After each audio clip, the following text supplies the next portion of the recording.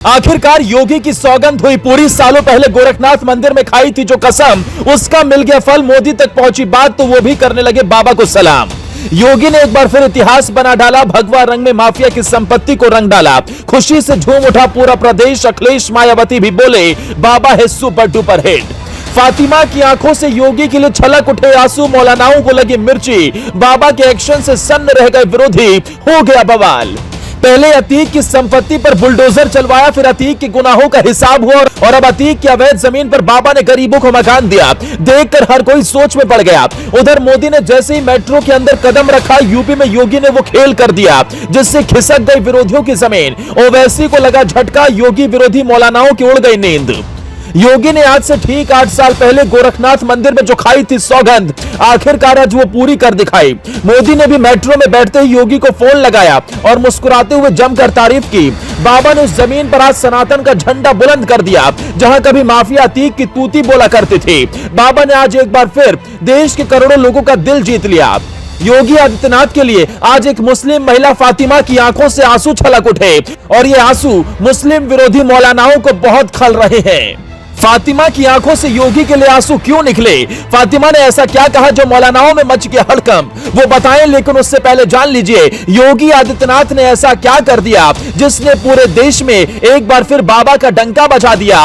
लोग बोले योगी है महान, मोदी के बाद अगले प्रधानमंत्री होंगे।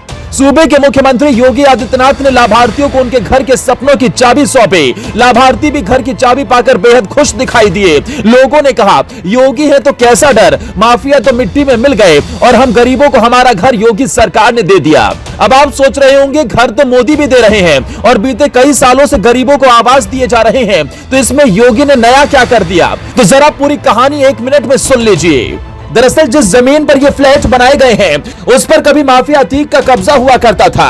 लोग इस तरफ देख भी नहीं सकते थे, लेकिन आज योगी ने माफिया को मिट्टी में मिलाने के बाद इस अवैध जमीन पर मकान बनाकर लोगों को चाबी सौंप दी।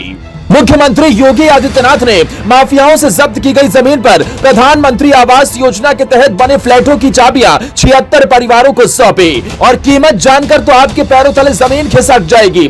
ये आलीशान फ्लैट योगी आदित्यनाथ ने सिर्फ गरीब परिवारों को 3 लाख रुपए में दिए। दरअसल लूकरगंज में स्थित 1731 वर्ग मीटर नजूल भूखंड पर प्रयागराज विकास प्राधिकरण ने प्रधानमंत्री आवास योजना के तहत 76 फ्लैट बनाए।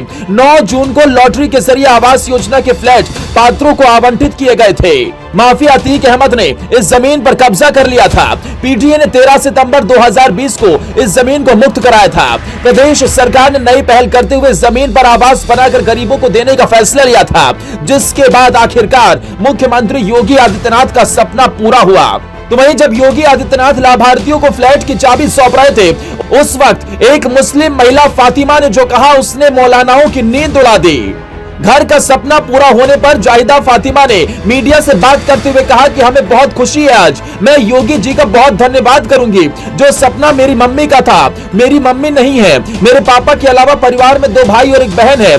हमारा सपना था कि हमारे पास अपना एक घर हो। हम लोग 30 साल से किराए के घर में रह रहे हैं, ठोकरें खा रहे हैं। मैं योगी जी का जितना धन्यवाद करूं उतना कम है। और इसके बाद अपनी खुशी बयां करते करते फातिमा की आंखों से आंसू छलक उठे।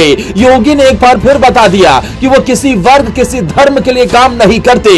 योगी प्रदेश के गरीबों के लिए, योगी प्रदेश की जनता के लिए काम करते हैं। लेकिन फातिमा के आंसुओं से योगी को बदनाम करने वाले मुसलमानों की नींद उड़ गई।